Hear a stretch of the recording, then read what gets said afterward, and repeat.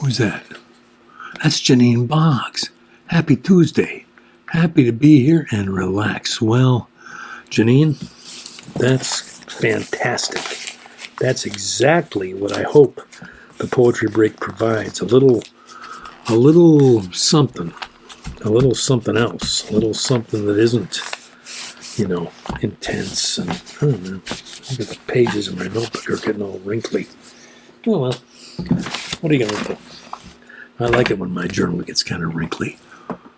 John Gorski's here. Hey, John. Welcome aboard, sir. Stenbubba. Brad Stenbubba? What the heck? Welcome aboard, Brad Stenbubba. Oh, my goodness. What the heck's going on? What the heck? What time is it? Oh, my goodness. In some parts of the world, it's already Tuesday. The day that time forgot. Yeah, baba. Special effects. Yeah. Don't be frightened. Don't be frightened. Stay in your seats, everyone. This is just some kind of a special. Steve Spielberg, came by one night at the Poetry Break and said, "Hey, I got something for you." Yeah, it frightened me too. Prenant, that is present. Okay, good. Finn Livingston's here too. What the heck is right, Bradley? Cindy Snyder, happy Tuesday to you as well. Glad it's March. Looking forward to spring. See, everybody is looking forward to spring except me. I'm loving these cold days, a little bit of bluster, a little bit of something going on. Ooh, mystery beverage. I wanted to tell you folks, I know what have I been? I've been negligent. I've been, it was my birthday. A week ago today was my 65th birthday. And, I didn't pay attention. I didn't go to Facebook. I didn't look at the things. I should have. But I didn't. I don't know why I didn't. Yeah. Maybe next year I'll do it. But I was just like, all the other years I go and I'm like, thanks, and, writing back to people and saying thank you for the birthday wish and yada. And this time I just let it go. Was it an experiment? Was it some kind of, I don't know. I don't know what it was. Hayden Reese is here. Hey, Hayden. Dude. Hayden and I were talking earlier. Yeah, Hayden and I are going to get together. So I wanted to tell you, first of all, you just can't beat a birthday card like this. It's just perfect. And this is from the folks that Diane and I work for. That would be Cynthia Center and Lindsay Harding, naturopaths both. We work at their office. We share the job of the front desk person. But, if you're trying to find somebody who's going to be setting the bar a little higher on a birthday, it's got to be Henry. You got this lovely multi-dimensional, three-dimensional, as we say. Look at those layers. Yeah, layers of happy birthday. Henry, you know how to give a guy a card. Yeah, so thank you, Henry, for that. And what else? Hey, what came today in the mail? Another one of these cups. And I don't know where it came from because there was no indicator in the package as to where it came from. Now, the last one of these we got came from Bridget Lacey. And actually, Diane, the hand, took this cup to work because she wanted to have something at work that gave her this kind of feeling. So that's where that cup has been. If this is from Bridget, well, I'm sorry. Maybe you thought we didn't get the second one, but we did. It's just that Diane had it at work. Yeah, so I put that over here. I always put a couple of the cups up here each week to kind of honor the memory of the cups. We got the C&P Coffee Company. Gammon Pete! I like to acknowledge those kinds of things. What else we got here? We got all kinds of stuff. Diane, the hand, gave me 2 cards, and they're very cool cards. This one's got an E.E. Cummings quote on it. Hold on. Can you see that? Can you see that?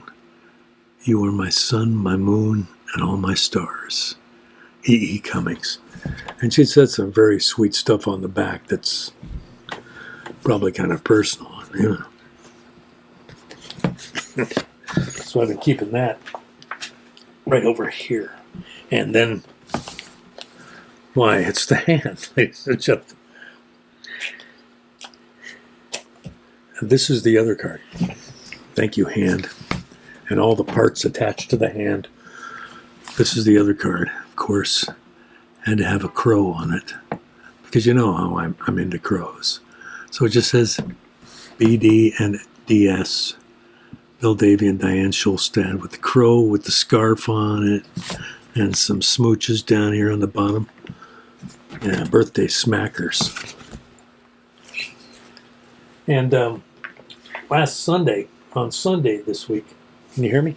On Sunday, we went down to Tacoma to the Sacred Spot, which is the antique sandwich company in Ruston, and had a great lunch. Who was there? Alice was there.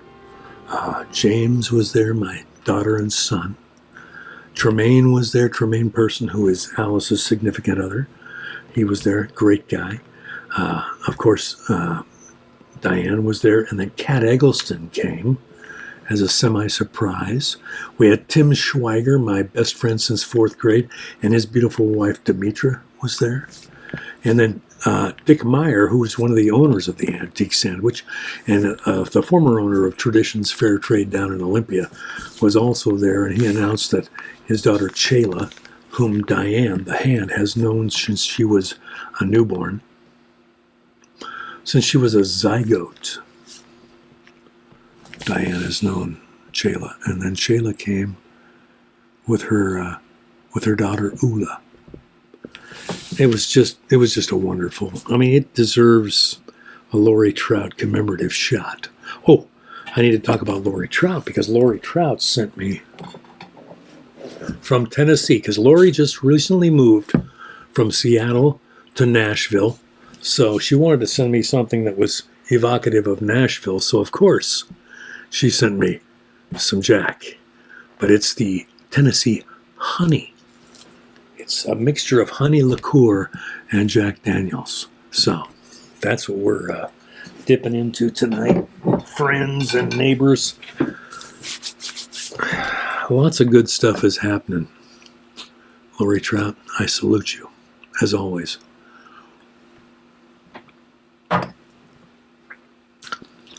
Very sweet and smooth. Yeah. Demanding a chaser a bit. There you go. So that was from Lori. What else did I get? I got birthday presents. Can I take a minute? First of all, Henry, who gave me that killer card over there, sent this over for my birthday. Urban Accents Movie Night Popcorn Set. It's got the fluffy white gold.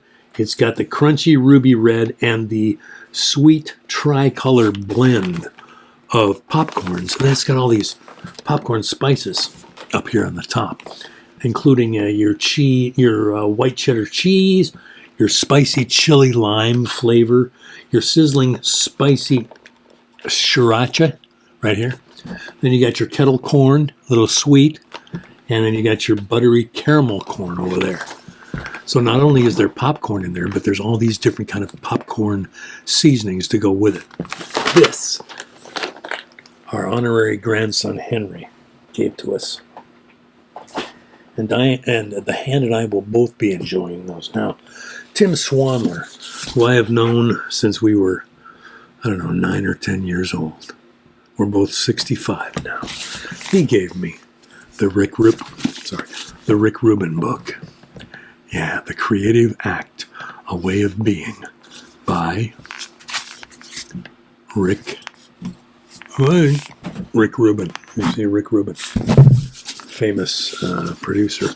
Now, I've been hearing about this book, and I almost ordered myself one. Then I thought, I don't know if I'm going to like it. Well, Tim did a little preview of Rick's book, and he thought, hey, This is right up Bill's alley.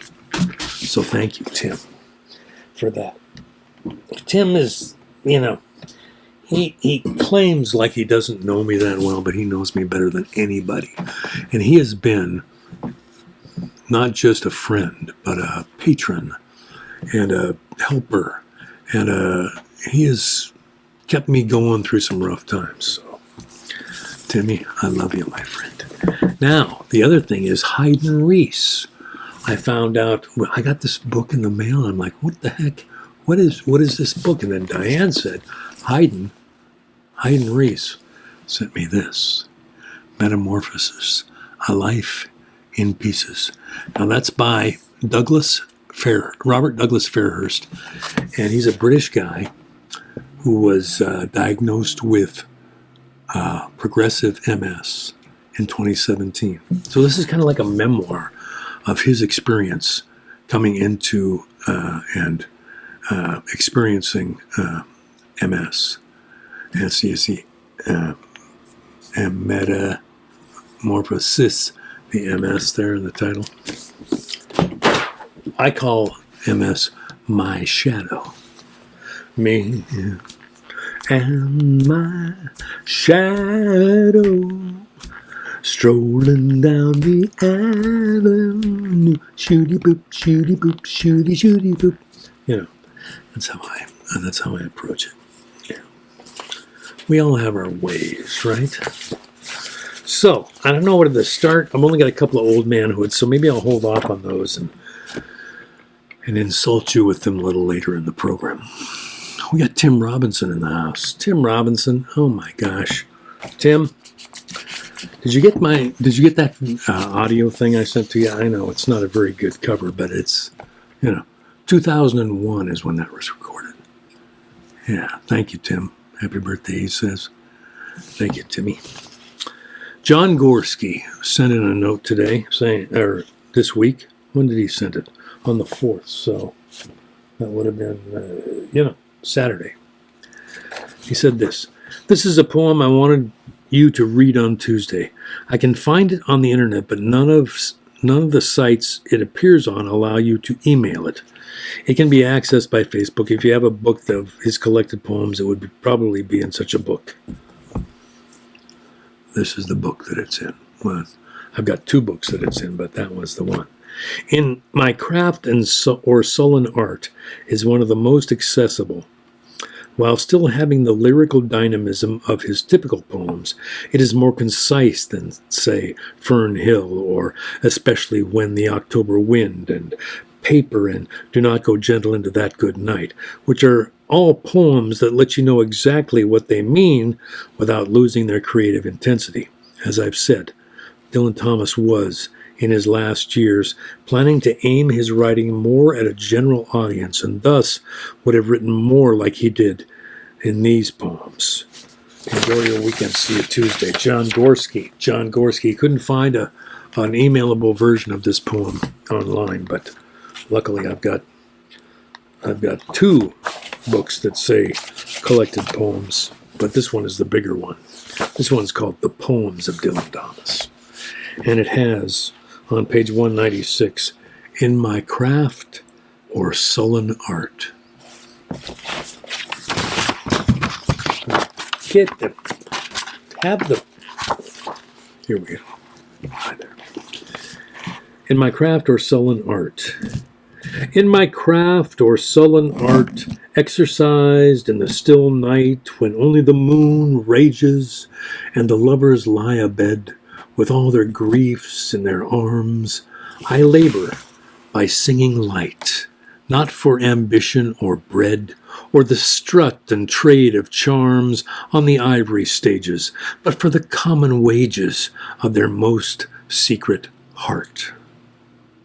Not for the proud man apart from the raging moon I write on these spindrift pages, nor for the towering dead with their nightingales and psalms, but for the lovers, their arms round the griefs of the ages, who pay no praise or wages, nor heed my craft or art. Yeah, boy. Dylan Thomas, he has a way of saying it that sums it up in a particular personalized way. Because nobody could do it like Dylan Thomas, and yet there's a sense of the universal about his poetry, especially poems like this, shorter, not as word-laden, but one of my favorite poems of all time is a Dylan Thomas poem called After the Funeral, which is, I've tried to memorize several times, but I just can't get it. But I could probably memorize this one. In my craft or sullen art. In my craft or sullen art, exercised in the still night, when only the moon rages, and the lovers lie abed with all their griefs in their arms, I labor by singing light, not for ambition or bread, or the strut and trade of charms on the ivory stages, but for the common wages of their most secret heart. Not for the proud man apart from the raging moon I write on these spindrift pages, nor for the towering dead with their nightingales and psalms, but for the lovers, their arms round the griefs of the ages, who pay no praise or wages, nor heed my craft or art. John Gorski, you know how to set the tone for the evening, which is what you're doing there. A little Dylan Thomas to get us started tonight. Yes, sir. Thank you, John. Then we have Kevin Castle. Now, Kevin Castle, she posted a poem on her Facebook page this week that I just thought, it just blew my head clean off. Yeah, it was kind of messy. I had to do a lot of cleaning. I had to bring the carpet cleaner guys in. It wasn't pretty, but the poem was. And there was a poem called Sister. And I wrote to her and I said, I just read this on Facebook and it made me weep. Complicated relationship with sisters. Who's gone down?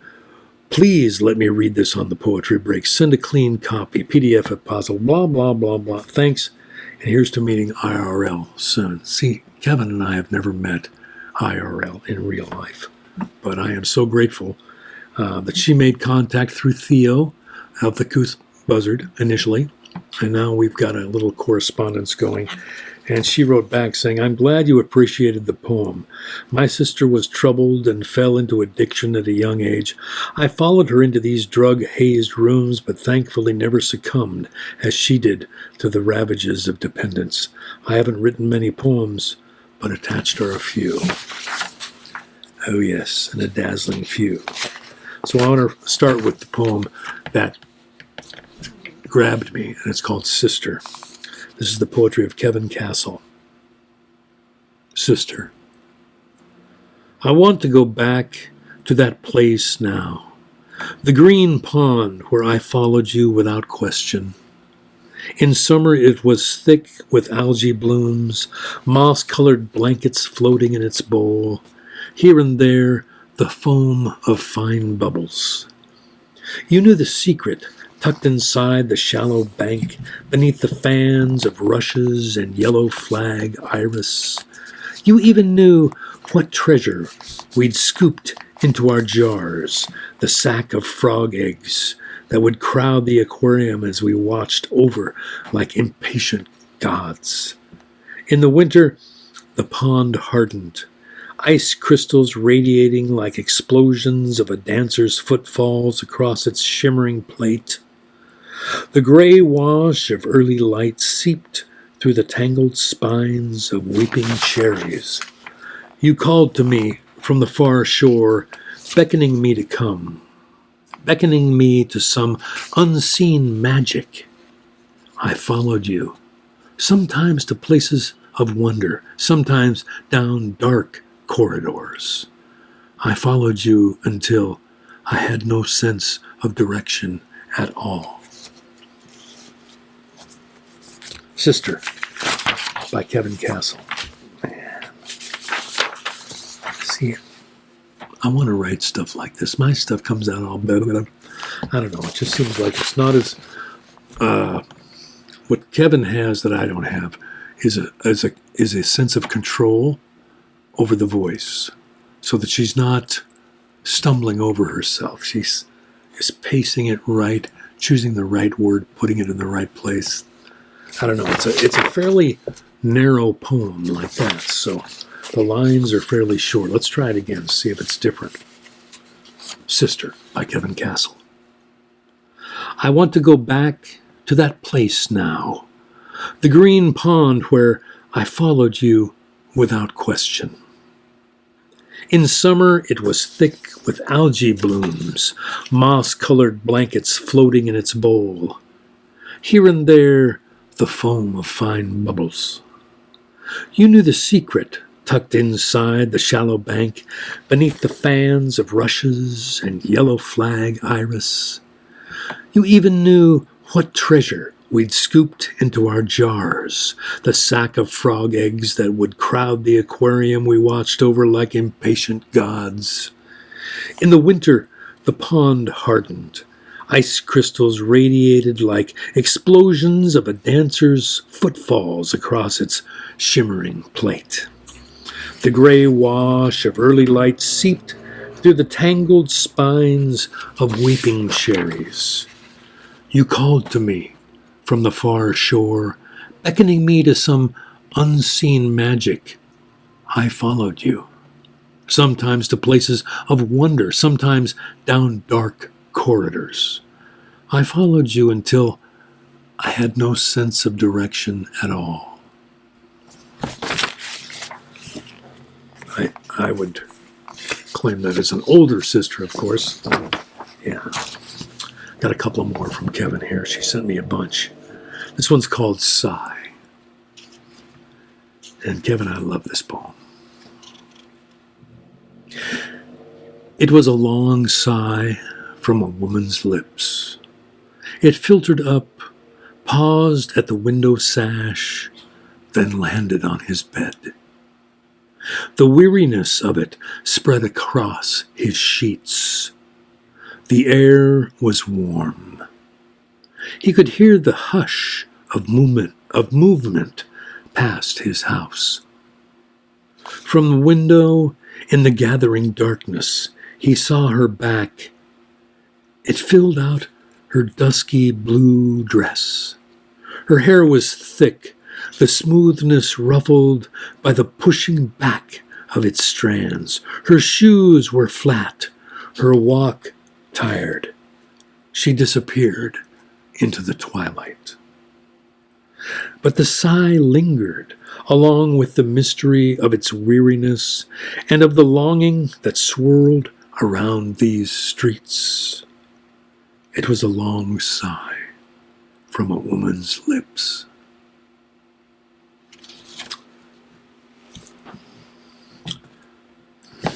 Oof. Got a little tickle in my tailbone from that. Do you ever get that?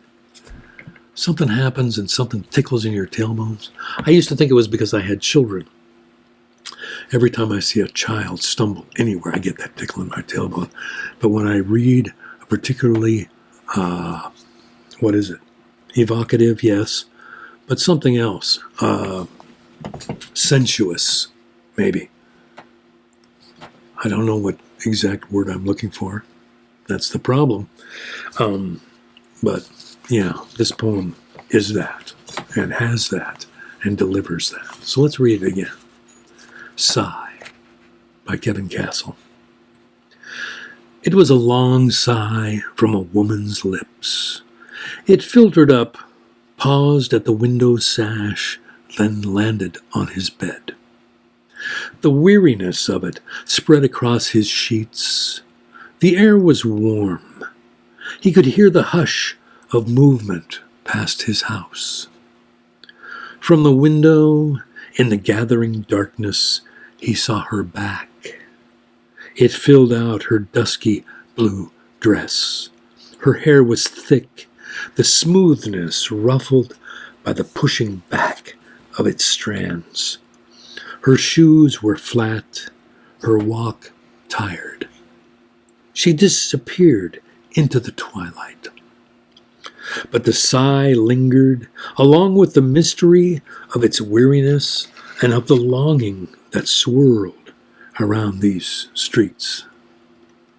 It was a long sigh from a woman's lips. You know, it's hard to know where to put the stresses in lines like that, but I'll tell you, you put them anywhere, they still work. That's right. Kevin, I salute you. Yeah. I hope Kevin's out there. Are you out there, Kevin? I was hoping she'd come by tonight. You know, I don't like reading people's stuff when they're not here. Anyway, I'm going to read one more. She sent me 4. I'm going to read you 3. Because, you know, we got other stuff. I think 3 poems of any one person is, you know, what? Enough? Until we get to the, you know, the professionals. Towards the end, I might read more of them. This is called Tracks. Tracks by Kevin Castle. Excuse me. I remember the rails of the tracks, polished and gleaming, and around them rough chunks of stone. I remember how the tracks curved along the shore and everything I learned there. Sometimes the ground shook and thunder sounded. I leapt to my feet, racing faster than I'd ever run, leaving behind the quiet spell of the shoreline. I dug deep for that penny in my pocket, legs straining against the cling of wet pants while the sand filled my shoes, to place a disc of copper on one of those shining rails before the train sped by.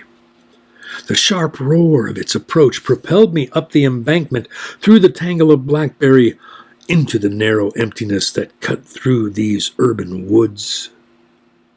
Crouching in the sand, I prayed my penny wouldn't fall, while the thump-thump of the cars past hammered in my chest.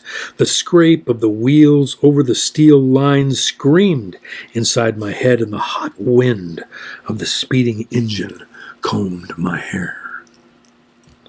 And then it was gone, shrinking, curving away, the water undisturbed.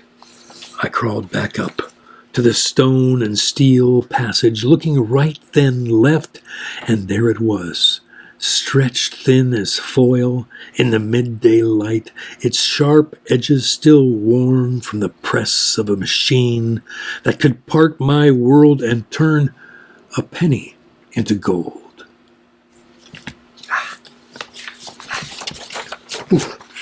Encore, speech!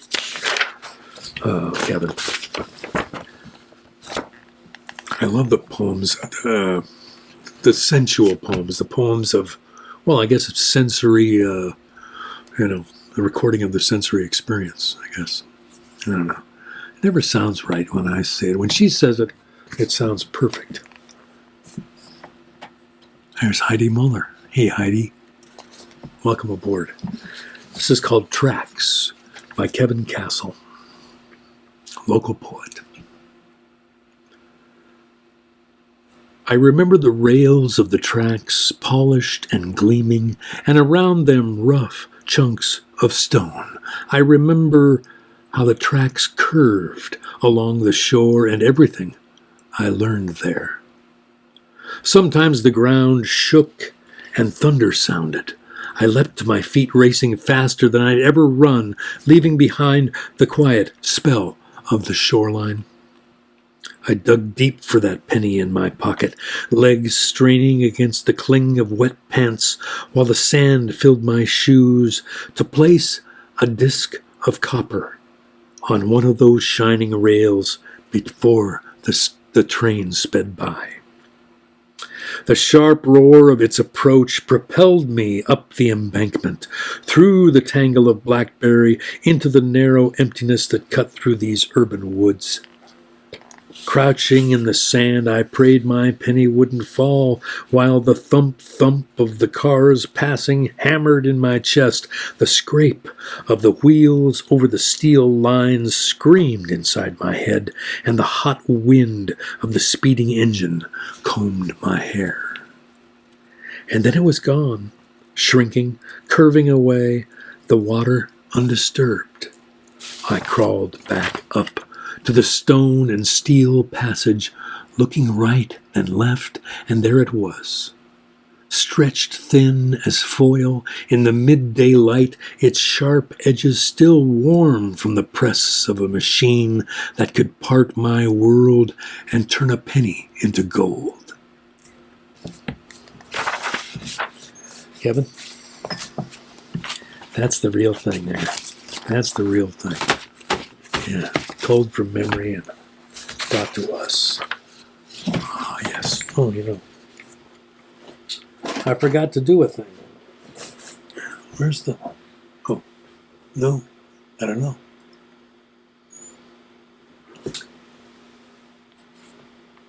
I don't know if I'm going to find it in here.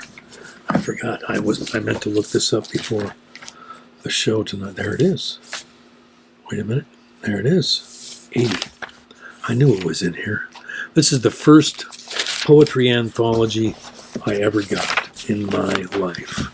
It's called, well, other than the 101 best loved poems of the American people, which I think I got at B. Dalton or Walden Books at the Tacoma Mall before I went to college. But this Norton Anthology of Modern Poetry was the first poem or poetry anthology I bought when I felt like I was really getting an education. So Nils Peterson, Notes from Seattle. Nils, goodness gracious, he's got a concert at his residence tonight, so he's not able to be here. But he wrote to me. He said he'll watch tomorrow. So because I'm kind of getting into the habit of reading the stuff that he is sending out, because it's poignant for me. Nils is, I think he's 89 years old, and he's a former, the first ever poet laureate of San Jose County in California. He taught at San Jose State for most of his career and retired as a professor emeritus from San Jose State College. This is called While Tying My Shoes, I Think of the Latin Mass. Nils Peterson. Rainy day. For once, the fly was on the outside, waiting to get in. While tying my shoes, I think of the Latin Mass. While knotting my shoes, which, as I get older, gets harder, I realized that if I were Catholic, I would prefer to go to a church, well, cathedral, really, in which the Mass is sung in Latin.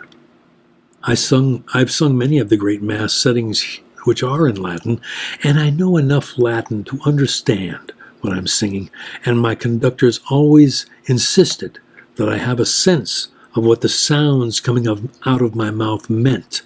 But while tying my shoes, I realized that I didn't care about the understanding. What I wanted was the incantatory sound, the glorious ah of Ave, the dark of Requiem, the sound of oh of Gloria. It was the sound that penetrated me. What has sometimes been called the holy vowels.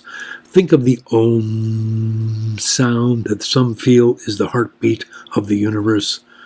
How rich it is to say, richer even in a chant.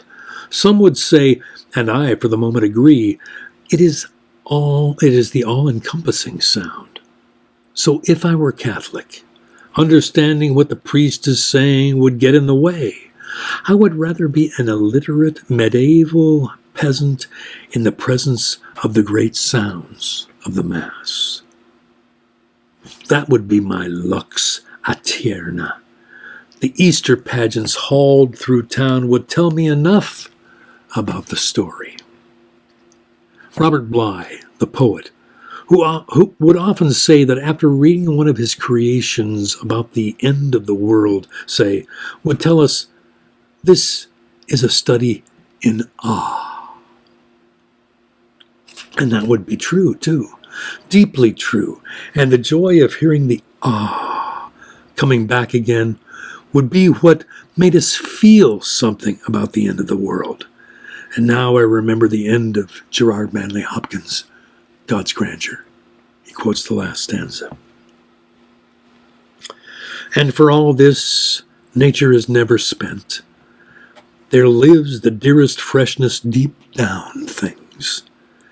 And though the last lights off the black west went, oh, morning on the brown brink eastward springs, because the Holy Ghost over the bent world broods with warm breast and with bright wings. How great that is, Nils says. It is totally out of the metrical structure of the line, but it interrupts it with A-W-E. Read the line without it, and you'll see what I mean. It's A-H is centered A-W-E, and so are we for the moment. Let's read it without the Because the Holy Ghost over the bent world broods with warm breast and with bright wings. So there's the rhythm of Hopkins' poem. But it reads, O morning at the brown brink eastward springs, because the Holy Ghost over the bent world broods with warm breast and with bright wings. Yeah. Nils knows what he's talking about. So, from the Norton Anthology of Modern Poetry, copyright. I got this book in 1977. Copyright 1973. This is one of those Richard Ellman or Robert O'Clair. These are the anthologies that I learned literature from, right here, starting right here with Bill Woolham in Writing One.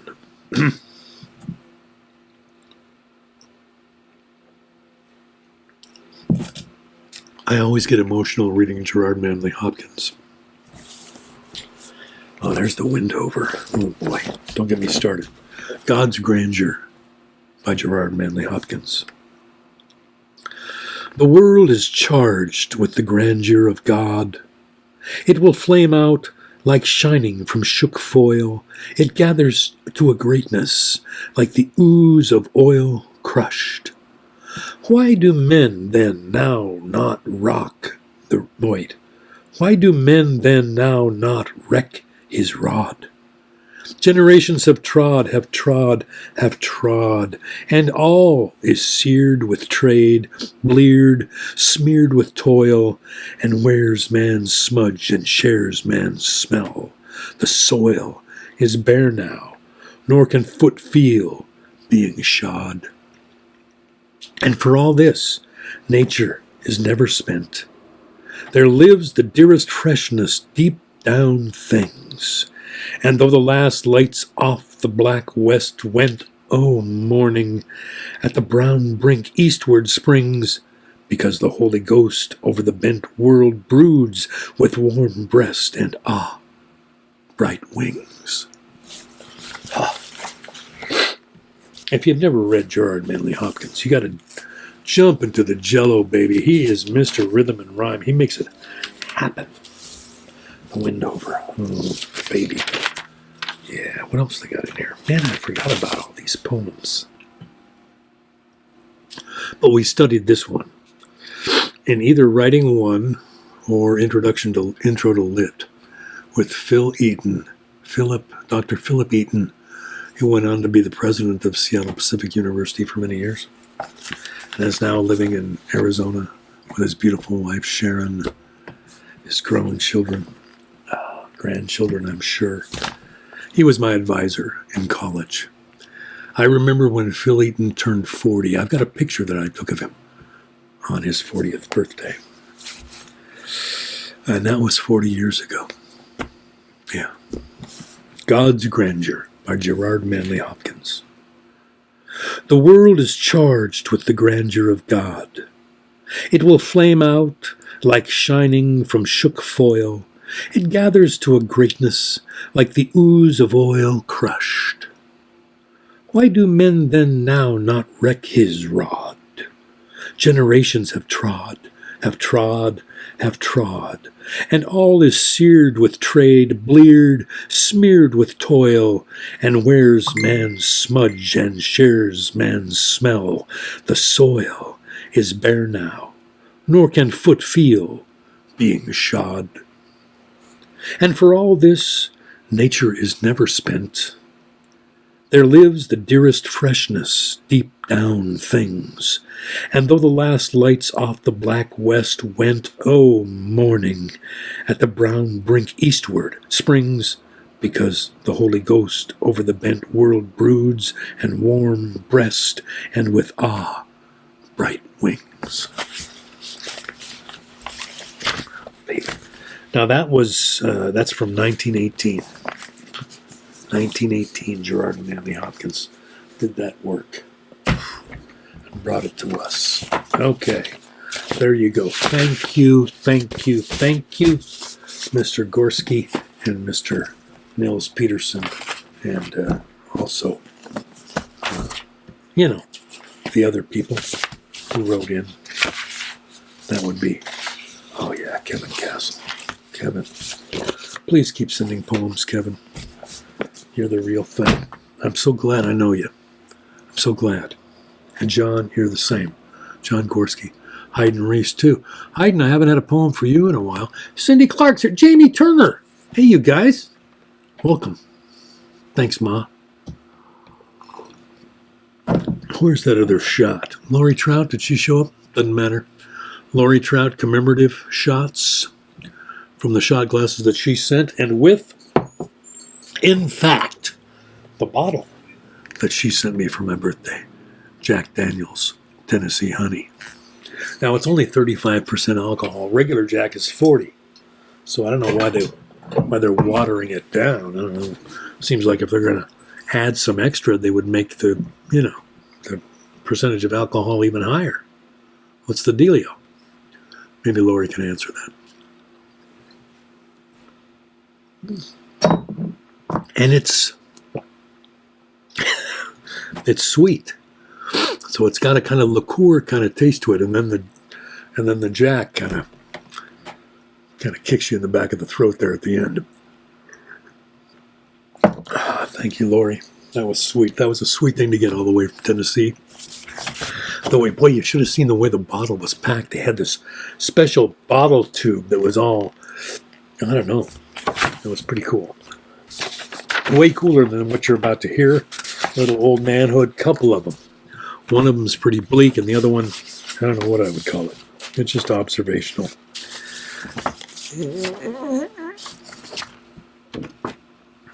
He's sick of being an old man.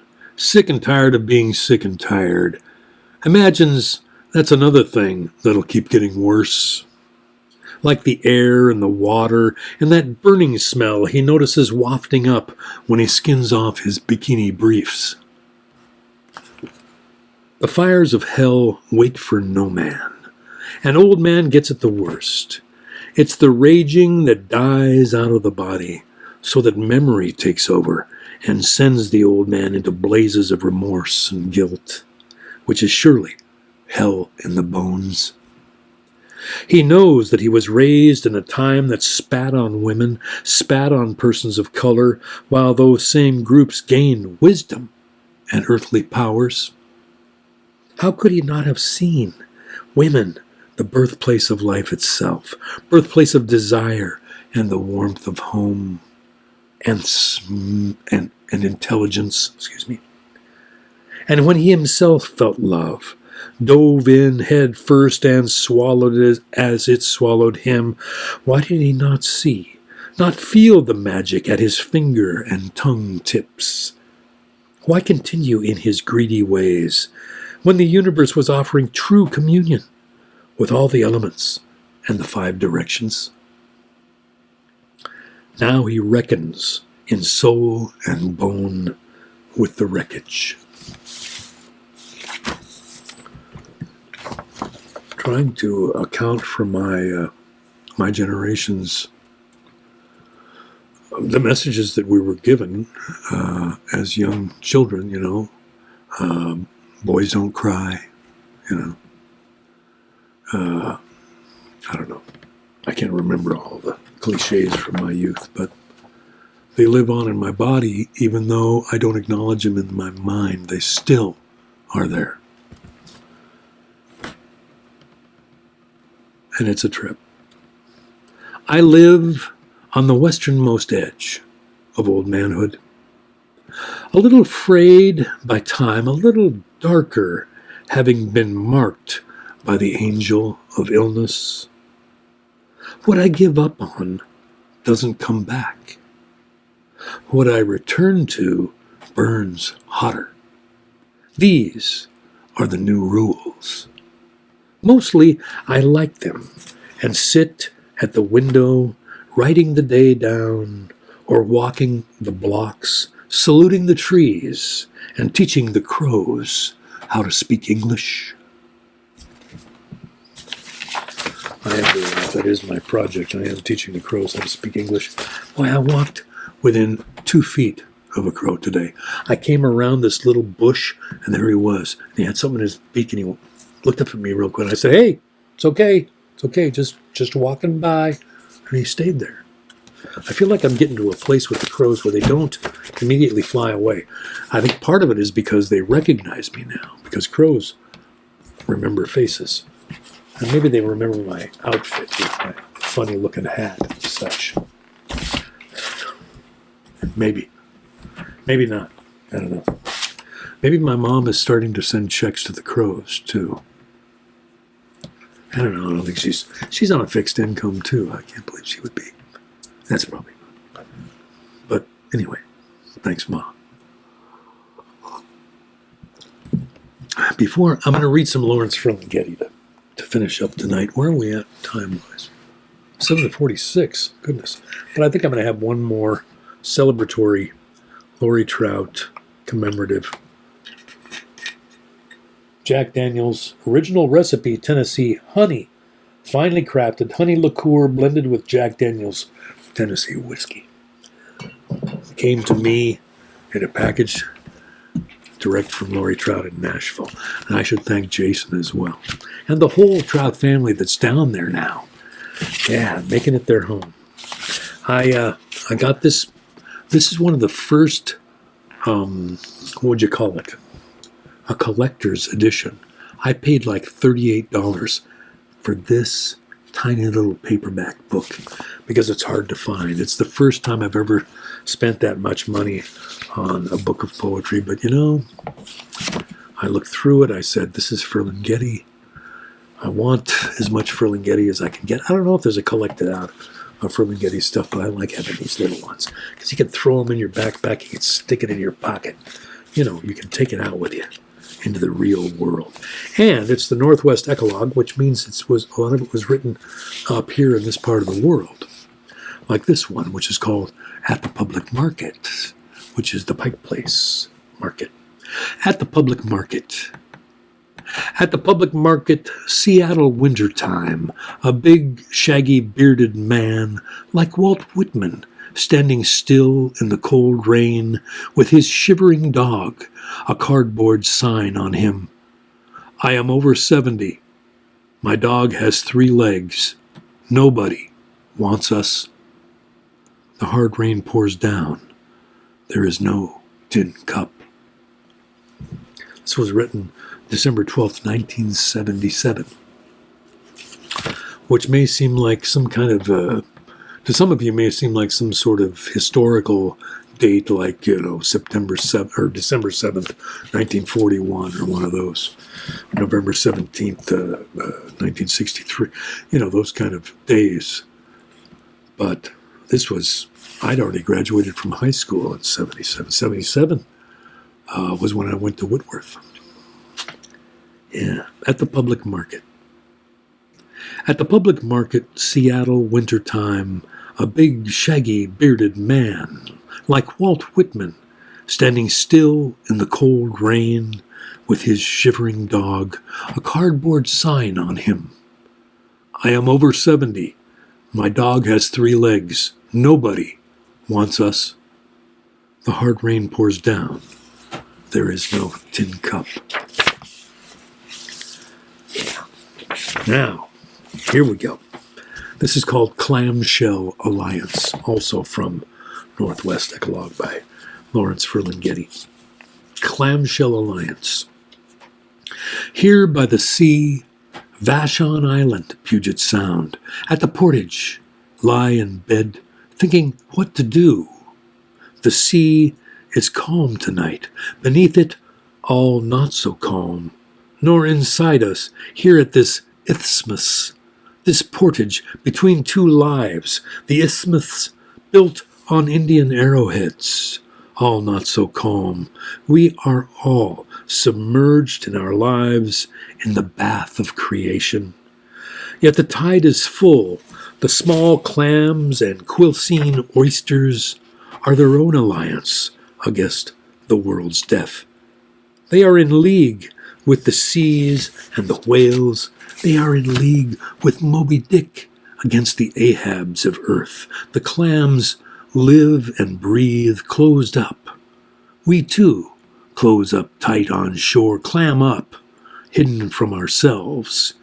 Yet here by the sea, on Vashon, may open out in this summer house, as in a small Maine seaport or wherever, Vashon or Manhattan.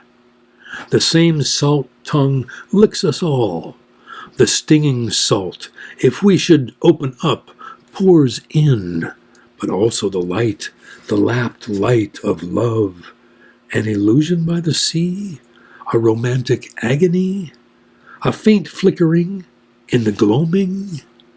At the Coast Guard station, the great white lighthouse still flashes always. I like that one. I like that a lot. I'm sorry. It's so sweet, you don't even notice it. You don't even notice it going down. Or maybe you do.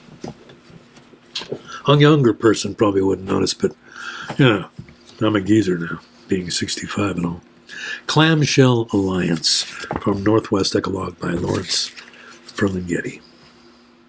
Here by the sea, Vashon Island, Puget Sound, at the portage, lie in bed, thinking what to do. The sea is calm tonight. Beneath it, all not so calm. Nor inside us, here at this isthmus, this portage between two lives, this isthmus built on Indian arrowheads, all not so calm. We are all submerged in our lives in the bath of creation. Yet the tide is full. The small clams and quilcene oysters are their own alliance against the world's death. They are in league with the seas and the whales. They are in league with Moby Dick against the Ahabs of earth. The clams live and breathe closed up. We too close up tight on shore, clam up, hidden from ourselves. Yet here by the sea on Vashon may open out in this summer house, as in a small Maine seaport or wherever, Vashon or Manhattan. The same salt tongue licks us all. The stinging salt, if we should open up, pours in, but also the light, the lapped light of love, an illusion by the sea, a romantic agony, a faint flickering in the gloaming. At the Coast Guard station, the great white lighthouse still flashes always. Ferlinghetti. Simple, straightforward. Okay, one more. One more, then I'll let you go. 7:53. I got 7 minutes before the alarm goes off. 8 o'clock, my alarm goes off to tell me that I'm supposed to take my evening meds. That's my signal that I've gone too long in the poetry book. This is called Written in the Greenpeace Dream Book, aboard Greenpeace 7, Seattle to Vancouver, October 77. Dreamt of Moby Dick, the great white whale, cruising about with a flag flying, with an inscription on it, "I am what is left of wild nature." And Ahab, pursuing in a jet boat with a ray gun and jet harpoons and super death charges and napalm flamethrowers and electric underwater vibrators and the whole gory, glorious, efficient military, political, industrial, scientific technology of the greatest civilization the earth has ever known, devoted to the absolute extinction and death of the natural world as we know it.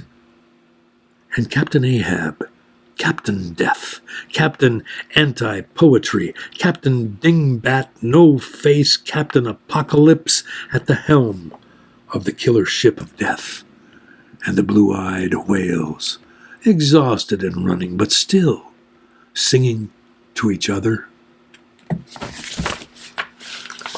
See, I find this poetry enlivening. I find it energizing. You know, this is 1977 he's writing this. How many years ago? Written in the Greenpeace Dream Book aboard Greenpeace 7, Seattle to Vancouver, October 77. Dreamt of Moby Dick, the great white whale, cruising about with a flag flying, with an inscription on it, "I am what is left of wild nature," and Ahab, pursuing in a jet boat with a ray gun and jet harpoons and super depth charges and napalm flamethrowers and electric underwater vibrators and the whole gory, glorious, efficient military, political, industrial, scientific technology of the greatest civilization the earth has ever known, devoted to the absolute extinction and death of the natural world as we know it. And Captain Ahab, Captain Death, Captain Anti-Poetry, Captain Dingbat No-Face, Captain Apocalypse at the helm of the killer ship of death, and the blue-eyed whales, exhausted and running, but still singing to each other. Maybe the hope of the world is not human. Maybe it'll come from somewhere else. I don't know. All I know is it's not going to come from in here. At least my in here. Maybe yours. Yeah, maybe you could make it happen. Mark Kinney. Gary Graves. Hey, Gary. Goodness gracious. Great balls of fire. Gary Graves made it. Anyway, guys, thanks for showing up again. Thanks for holding me up, keeping me afloat in these troubled times. And I think I'm doing all right. You know, I think poetry is really kind of sliding into the cracks and crevices of my former self and kind of filling them up in a pretty good way. Yeah. And I want to thank my friend Tim Schweiger. I want to thank Hayden Reese. I want to thank Henry for your gifts. Thanks to my darling Diane for the lovely cards. She also got me a trip out to Fox Island. Yeah, we're going to be going back out to Fox Island in early April, right around my mom's birthday. We're going to be out there for 3 nights at the little cabin. That is the neighboring cabin to where I grew up on Fox Island. So when you look out at the water, it's the same view that I remember from my childhood. Can't wait to be out there again. We're doing that in early April. And then I think the following weekend we're going out to La Push. Yeah, for a few nights out there. And then in early May, I'm heading out on a bus to go visit my friend Alan in Spokane. But I'm leaving on Wednesday, coming back on Monday, so I don't have to miss the poetry break. Yeah. Now, we may take a week off in the poetry break, especially as the weather warms up. I have no idea what's going to happen to my body. Thank you, Janine. Thank you, Theo. There's Theo. Hey, Chrissy Chesmore, thank you for being here. John Gorski, Heidi Muller, Cindy Snyder, of course. Cindy, thank you again for those pictures. Got one right here. Some more back here. I look at these all the time. I love those. Thank you for those pictures. There's a bunch more. I got a little stack here. Anyway, I feel I feel a lot of gratitude here as I begin my 66th year on the planet. Yeah, maybe I'm not playing the guitar, but still at the creative stuff every day. And I'm grateful for the liberty to do that. Yeah. Anyway, yeah, we'll talk more next week. Come on, quit yammering on, Bill. Let the people go. Release the hostages. The alarm hasn't gone on. We made it. Yeah, I better hurry though. 7:59. Have a poetic week. Darn it. See you next week.